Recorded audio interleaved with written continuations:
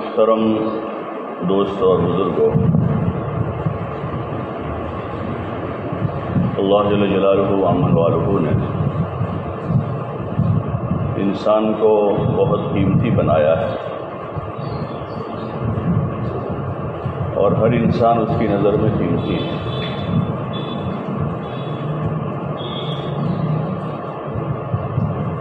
خصوصاً جس نے کلمہ پڑھا ہے لا الہ الا اللہ محمد رسول اللہ، اس کی قیمت جو ہے وہ کئی گنا زیادہ ہو جاتی ہے۔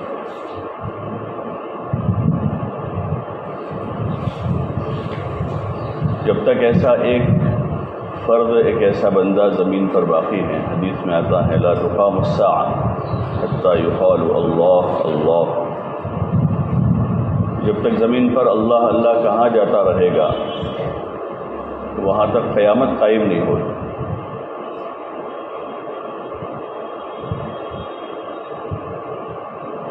اور نظام دنیا چلتی رہے گی۔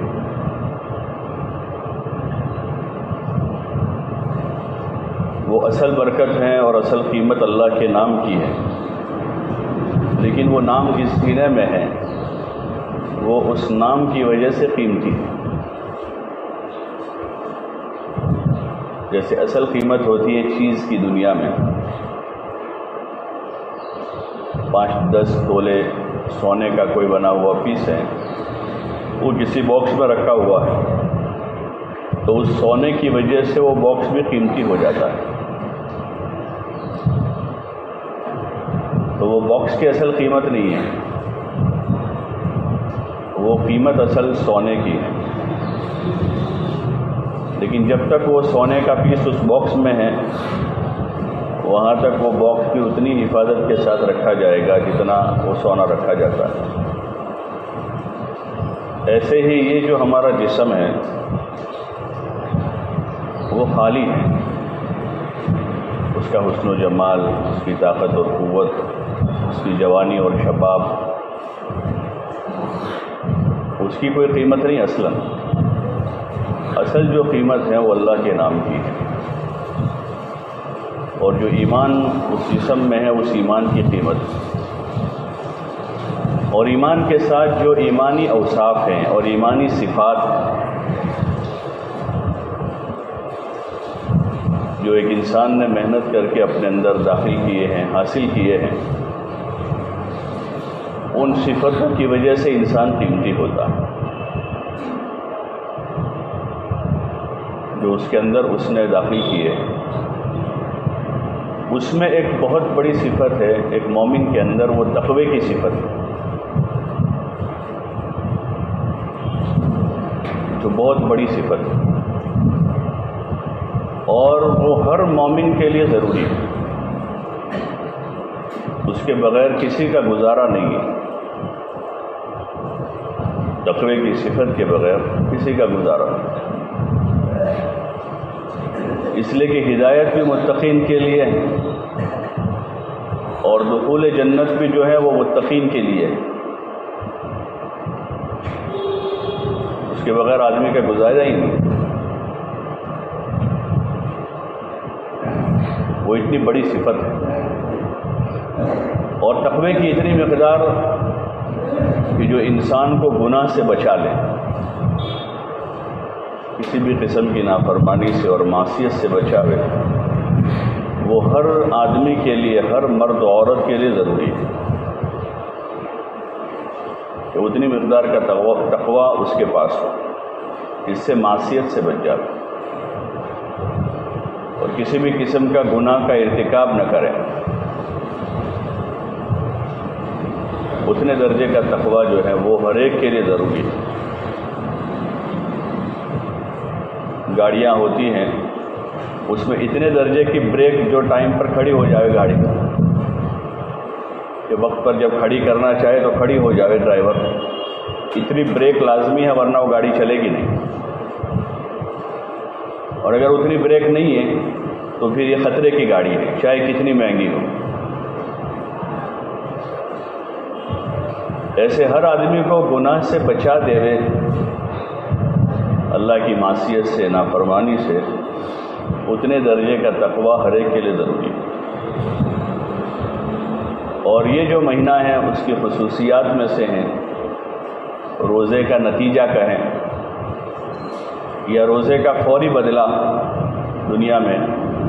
وہ تقوی کی صورت میں ہے۔ کلام پاک میں اللہ جل جلالہ وعظمہ کا ارشاد ہے، کتب علیکم الصیام کما کتب علی الذین من قبلکم لعلکم تتقون، کہ تم پر روزہ فرض کیا گیا ہے جیسا تم سے پہلی امتوں پر فرض کیا گیا تھا۔ کیوں ہے روزے کا کیا مقصد ہے؟ کہ تم میں تقوی پیدا ہو جائے،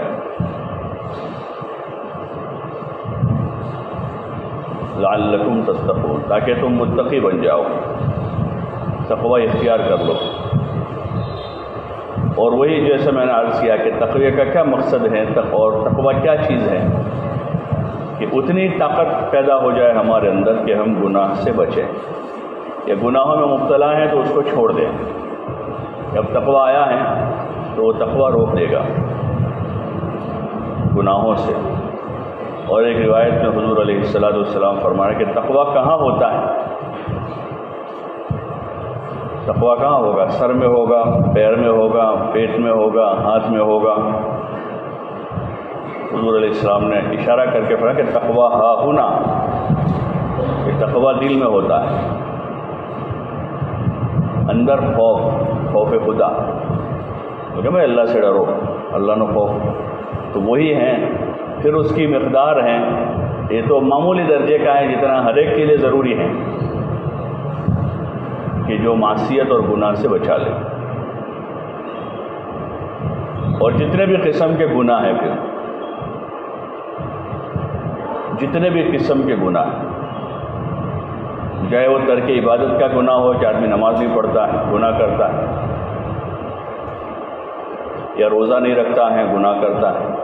مالدار ہونے کے باوجود زکوٰۃ نہیں دیتا اور گناہ کرتا ہے،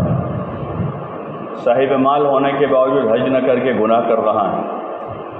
ترک عبادت کا یہ گناہ ہے کہ عبادت چھوڑی ہے جو اس کے اوپر فرض ہے اور گناہ کر رہا ہے۔ ایسے اور گناہوں کی بہت سی قسمیں جس کو عقائد کی کتابوں میں علماء نے کبیرہ گناہوں کی فہرست بنائی، حدیثوں سے نکال کر، قرآن کی آیتوں سے نکال کر، یہ سارے قسم کے گناہ ہیں جو بڑے گناہ ہیں، اس کی بڑی لسٹ ہے۔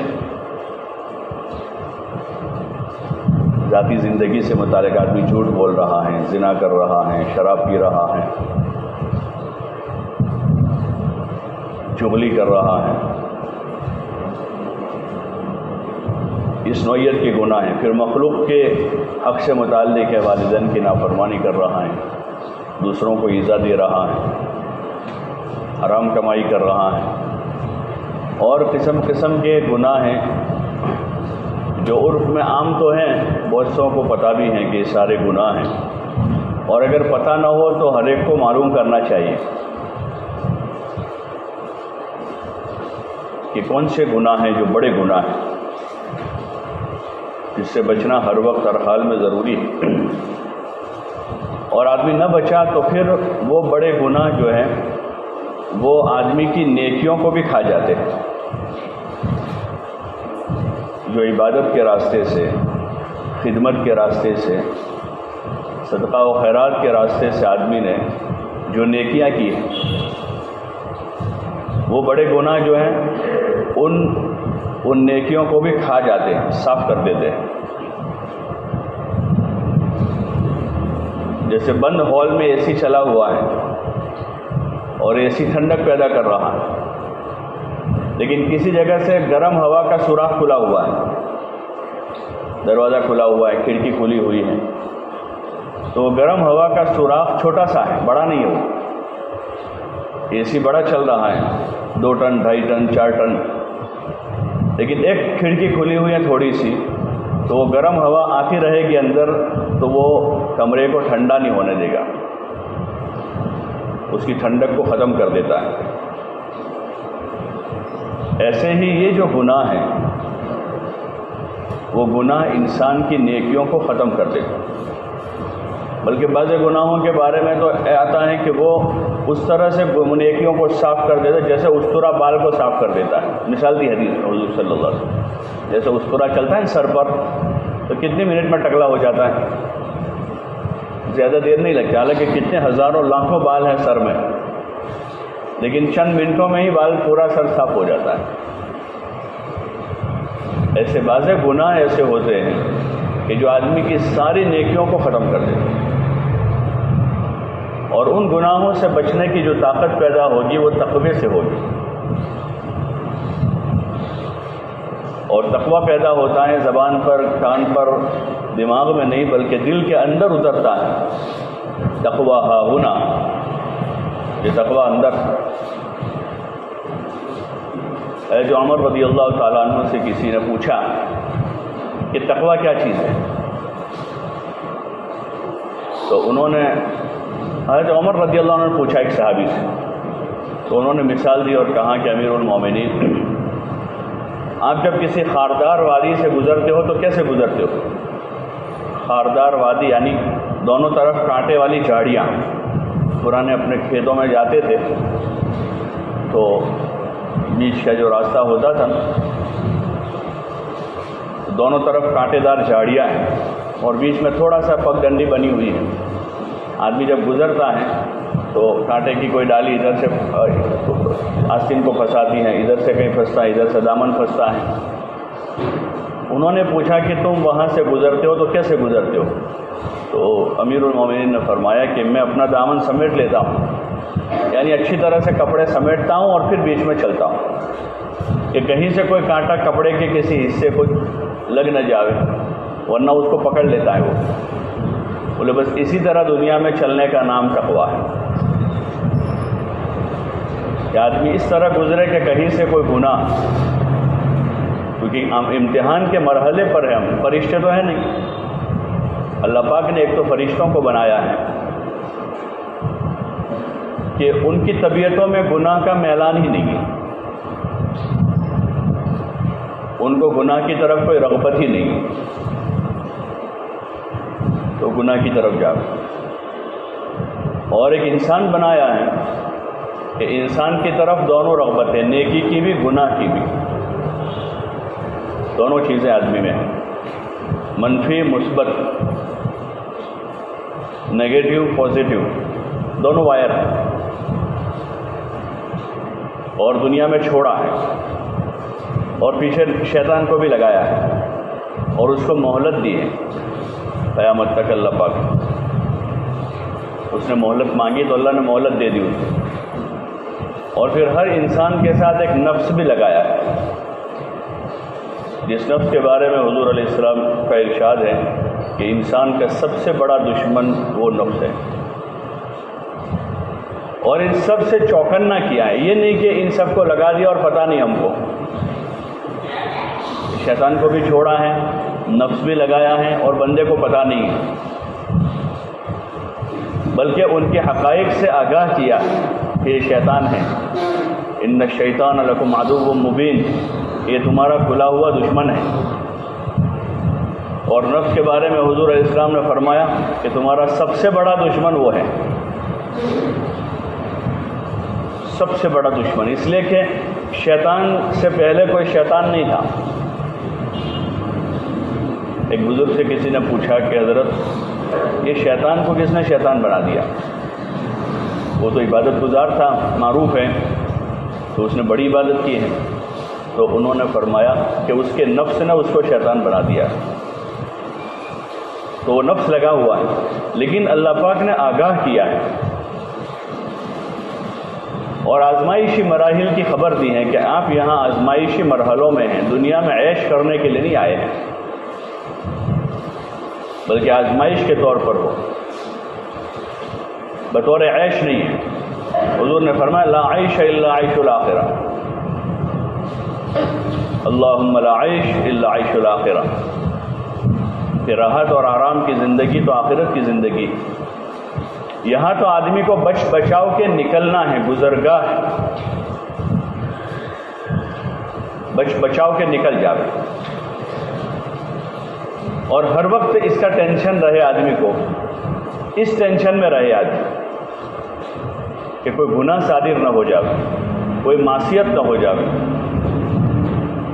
ورنہ اس کا وبال بہت بڑا ہے۔ اور جیسے میں نے عرض کیا کہ وہ اندر ہی اندر جو ہے بہت بھاری نقصان پہنچانے والی چیز ہے گناہ، کہ بعض مرتبہ وہ بڑی بڑی نیکیوں کو کھا جاتا ہے۔ جیسے کینسر کا مرض ہے نا، تو جسم کے بڑے بڑے اعضاء کو کھا جاتا ہے، بڑے بڑے اعضاء، پیٹ کے اندر کے جو یعنی بنیادی سسٹم ہے پورا، وہ پورا سسٹم فیل کر دیتا ہے۔ ایک چھوٹا سا کینسر کا وہ ابتدا ہوئی تو 1 مہینہ 2 مہینے گزرے، 3 مہینے گزرے کہ پورا پیٹ اندر خالی ہو چکا ہے، اب اس کا کوئی علاج نہیں۔ تو اس لیے یہ جو مبارک مہینہ ہے رمضان کا، اس مہینے میں اسی کی کوشش کرنی چاہیے کہ جو اس کا اصل ہمارا نفع ہے وہ تقویٰ ہے۔ تاجر کی نظر نفع پر ہوتی ہے کہ اس تجارت کا کیا فائدہ، اس سال کا کیا منافع، اس مہینے کا یہ نفع ہے کہ تقویٰ پیدا ہو، اور جب تقویٰ پیدا ہوگا تو آدمی کو گناہوں کی نفرت دل میں پیدا ہوگی، یہ اس کا اثر ہے۔ جب گناہوں سے نفرت ہو جائے گی، جن معصیت میں آدمی مبتلا ہے ان معصیتوں کی طرف اب نہیں جائے گا، چاہے کسی بھی قسم کی۔ جیسے میں نے عرض کیا، ایک تو عبادات کا ترک ہے کہ آدمی فرائض چھوڑ رہا ہے، یا مخلوق سے متعلق ہے، والدین کا نافرمان ہے، یا قطع تعلقی کیے ہوا ہے رشتہ داروں سے، دوستوں سے، بھائی بہنوں سے، جس کی گنجائش نہیں ہے ہمارے دین میں۔ جیسے نماز چھوڑنے کی گنجائش نہیں ہے، ایسے قطع تعلقی کرنے کی اجازت نہیں ہے کہ آدمی قطع تعلقی کرے۔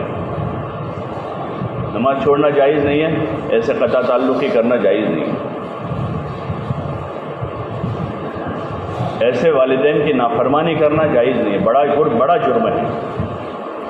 بڑے گناہوں میں سے ہے کہ آدمی والدین کا نافرمان۔ حکم دیا گیا ان کی فرما برداری کا، ان کی پیروی کا، ان کی خدمت کا، ان کے ادب کا، اور ہر حال میں ان کی پیروی اور ادب کا حکم ہے، الا یہ کہ وہ معصیت کی طرف لے جاتے ہیں، کسی گناہ کی طرف دعوت دے رہے ہیں، تو اس میں ان کی اطاعت جائز نہیں ہوتی۔ اس قسم کے اور جو گناہ ہیں، زنا ہیں، شراب ہیں، غیبت ہیں، چغلی ہیں، اور قسم قسم کی جو معصیتیں ہیں، ان معصیتوں کی نفرت دل میں پیدا ہو، ورنہ آدمی ایک طرف نیکی کرتا جاتا ہے، دوسری طرف دھوتا جاتا ہے، ایک طرف نیکی کرتا ہے، دوسری طرف دھوتا ہے۔ اسی لیے بزرگوں نے متوجہ کیا لوگوں کو کہ وہ اپنے ان احوال کے بارے میں فکر مند رہے۔ جیسے ظاہر جسم کے بارے میں ہر آدمی فکر مند ہے، ذرا سا تغیر پیدا ہوتا ہے دواخانے جاتا ہے، ذرا سا بخار لگتا ہے دواخانے چلا جاتا ہے، سردی بڑھ گئی ہے فوراً علاج کرتا ہے، سر میں درد ہے فوراً گولی کھاتا ہے، اور برداشت نہیں کرتا کہ 1 گھنٹے تک یہ درد چلے، 1 گھنٹہ بھی، 1 گھنٹے کے لیے بھی برداشت نہیں کہ 1 گھنٹے تک چلے درد، بلکہ ایسی گولی مانگتا ہے کہ آدھے گھنٹے میں چلا جائے۔ تو جیسے ظاہر جسم کے بارے میں ہم فکر مند ہیں اور اپنے ان امراض کو دور کرنے کی کوشش میں لگے ہیں، اور اس پر اپنا جان، اپنا مال، اپنا وقت، اپنی صلاحیتیں ہر ایک لگا رہا ہے، اس وقت معلوم کرتے ہیں تو ہر آدمی کا ماہانہ بجٹ میں سے 10%، کسی کا 20%، کسی کا 25% بجٹ جو ہے وہ اپنے علاج پر لگتا ہے ہر مہینے، اپنے یا گھر والوں کے، اور ہر مہینے 2-5 گھنٹے، کسی کے 10-20 گھنٹے، اور کسی کے 2-3 دن علاج پر لگتے ہیں کہ ڈاکٹر کے پاس جانا پڑتا ہے، ہفتے جانا پڑتا ہے، ہر 15 دن میں جانا پڑتا ہے، ہر مہینے جانا پڑتا ہے، اور اس میں اچھا خاصا وقت گزرتا ہے۔ ایسے ہی عقل مند لوگ وہ ہیں جو اپنے ان بیماریوں کے علاج کے خاطر اپنی جان مال لگاتے ہیں، اور اس کے لیے جیسے آدمی بیماری کے علاج کے خاطر ایک ماحول میں جاتا ہے دواخانے میں، ایسے ان امراض کے علاج کے خاطر ایسے پاک اور صاف ستھرے ماحول میں آدمی رہے، صاف ستھرے ماحول میں، جیسے صاف ستھرا موسم جسم کو تندرست کرتا ہے، ایسے صاف ستھرا دینی ماحول جہاں ایمان، اعمال، اخلاق، آخرت کی باتیں ہیں، اللہ کے ڈر اور اس کے خوف کی بات ہے، قبر، حشر، نشر، جنت کی بات ہے، اور عملی طور پر ایسے کام کرنے والے لوگ بھی ہیں وہاں، جو نماز میں، ذکر میں، عبادت میں اور آخرت کی فکر میں اور اللہ سے ڈر کر، گناہوں سے بچ کر زندگی گزارنے میں مصروف اور مشغول ہیں۔ ایسے لوگوں کے درمیان میں آدمی رہے اور ایسے لوگوں کی صحبت چھوڑے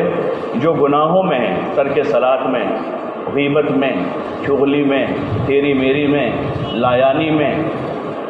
والدین کی نافرمانی میں، پڑوسیوں کو ایذا پہنچانے میں اور کھل کر کبائر میں جو مشغول ہیں، ایسے لوگوں کی صحبت سے، ایسے لوگوں کی دوستی سے آدمی اجتناب کرے، چاہے ایسا شخص اپنا سگا بھائی کیوں نہ ہو۔ سگا بھائی، اس سے رشتہ داری اپنی جگہ ہے، تعلق منقطع نہیں کریں گے، تعلق منقطع نہیں کریں گے، لیکن اس کی صحبت میں زیادہ نہیں بیٹھیں گے، ورنہ اس کی صحبت کا اثر آئے گا۔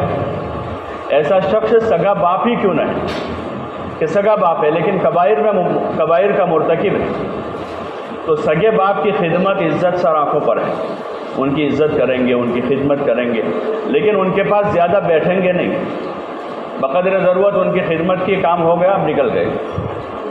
ان کی محفل مجلس میں آدمی زیادہ بیٹھے گا تو باپ کی ان برائیوں کا اثر اس کے اندر آئے گا، بھائی کی برائیوں کا اثر اندر آئے گا، اور اس قسم کا کوئی دوست ہے تو اس دوست کی برائیوں کا اثر آئے گا۔ اس لیے اپنے آپ کو ایسی فضا سے، ایسے ماحول سے بچانا ہے اپنے خاطر کہ یہ چیپ نہ لگ جاوے برائیوں کا۔ دین کو ہلکا سمجھنے کا چیپ ہے کہ اعمال دین کو آدمی ہلکا سمجھتا ہے اور وہ ایک چیپ لگ جاتا ہے، تو اس لیے یہ رمضان کے مہینے میں یہ نیت بنانی چاہیے اور حصول تقوی کی نیت کے ساتھ اللہ سے تقوی مانگنا چاہیے کہ اللہ ہم کو بھی تقوی دے دے تاکہ ہم اپنی آخرت کی فکر میں لگ جاؤں اور تمام قسم کے رذائل سے اجتناب کی کیفیت پیدا ہو۔